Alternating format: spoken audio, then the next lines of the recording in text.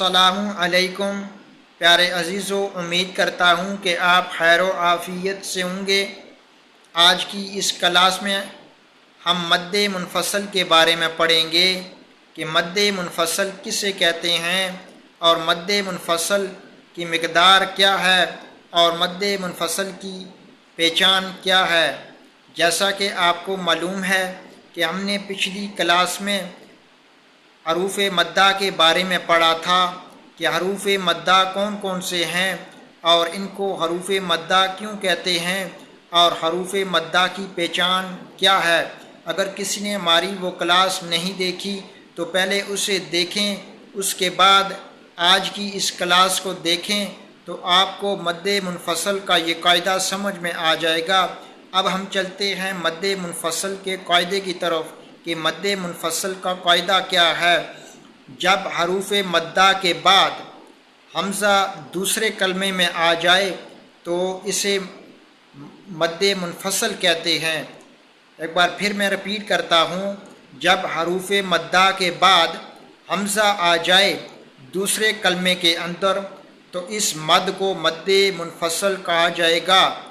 इसकी मिक़दार खींचने की 4 से 5 हरकत होगी, इसे तवस्सुत भी कहते हैं।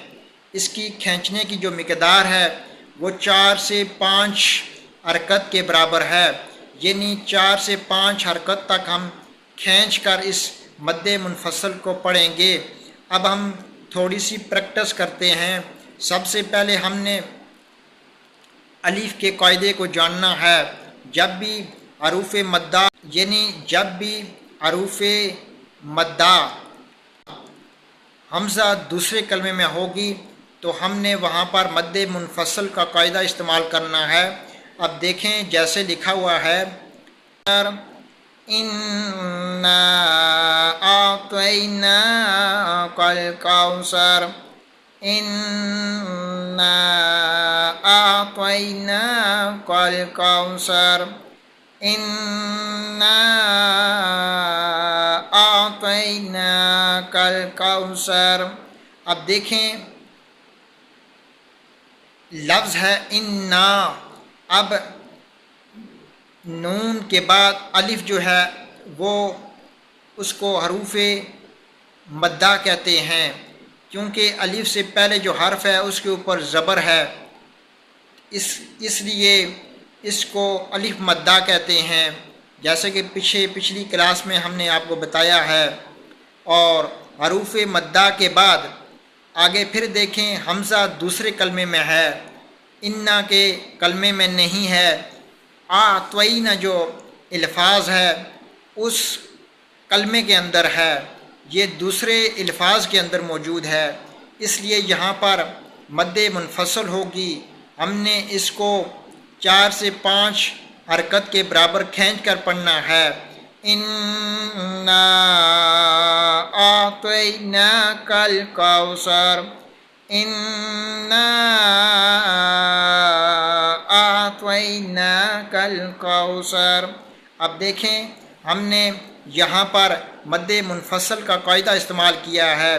अलिफ मद्दा के बाद हमज़ा जो है वो दूसरे कलमे में है और ये जो हमज़ा है ये अलिफ की शक्ल वाली हमज़ा है और आइन की शक्ल वाली हमज़ा नहीं है, बल्कि ये अलिफ वाली हमज़ा है जिसको हम अलिफ बोलते हैं, उस शक्ल में हमज़ा है। इसलिए हमने यहाँ पर मद्द मुनफ़सल का कायदा इस्तेमाल किया। अब देखते हैं वाव मद्दा का जो कायदा है उसके बारे में हम पढ़ते हैं। जैसे है अनफुसकुम, अनफुसकुम, अनफुसकुम, अनफुसकुम। अब देखें, वाव मद्दा के बाद जो अगला हर्फ है उसको हमज़ा कहते हैं और हमज़ा जो है वो दूसरे कलमे में मौजूद है। अब कू वाव जो है, वाव मद्दा के बाद हमज़ा जो है वो दूसरे कलमे में आई है और दूसरे कलमे में होने की वजह से इसे मद्द मुनफ़सल कहते हैं और इसको 4 से 5 हरकत के बराबर खींच कर हमने लंबा करके पढ़ना है।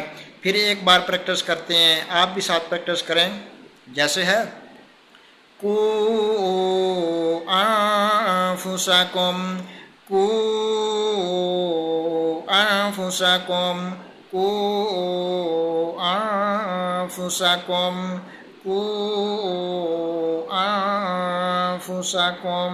اب دیکھیں ہم نے واو کو لمبا کر کے پڑھا اور اس کو 4 سے 5 حرکت کے برابر لمبا کر کے پڑھا، کیونکہ واو مدہ کے بعد حمزہ دوسرے کلمے میں ہے۔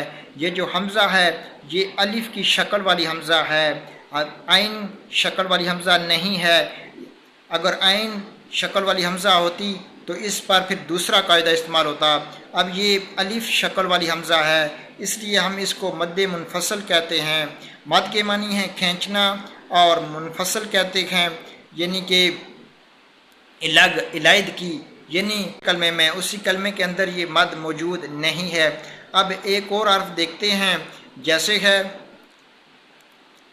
اب یا جو ساکن ہے اس کا قاعدہ ایک استعمال کرتے ہیں، وفی انفسکم، وفی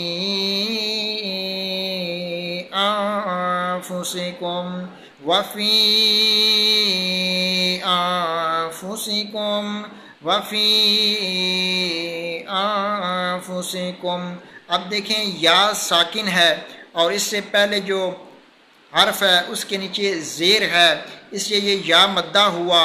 اب یا مدہ کے بعد جو اگلا حرف ہے اس میں حمزہ موجود ہے، اور حمزہ جو ہے وہ دوسرے کلمے کے اندر ہے، فی کے ساتھ نہیں ہے، بلکہ انفسکم کا جو کلمہ ہے اس کے اندر موجود ہے۔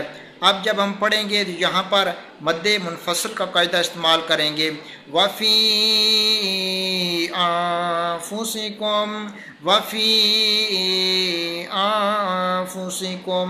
اب دیکھیں ہم نے یہاں پر مد منفصل کا قاعدہ استعمال کیا اور ہم نے یہاں پر 3، 4 سے 5 حرکت کے برابر اس کو کھینچ کر لمبا کر کے پڑھا۔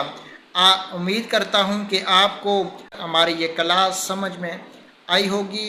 اگر کسی کو نہیں سمجھ آئی تو وہ دوبارہ اس کلاس کو دیکھے، انشاءاللہ وہ جلد اس کلاس کو جان سکے گا اور اس کو مد منفصل کا یہ قاعدہ سمجھ میں آ جائے گا۔ آپ کو جب بھی یہ قاعدہ سمجھ میں آ جائے تو انشاءاللہ پھر آپ کو مد منفصل اور مد متصل کا قاعدہ آسانی سے سمجھ آ جائے گا۔ آج کے لیے اتنا ہی، انشاءاللہ نیکسٹ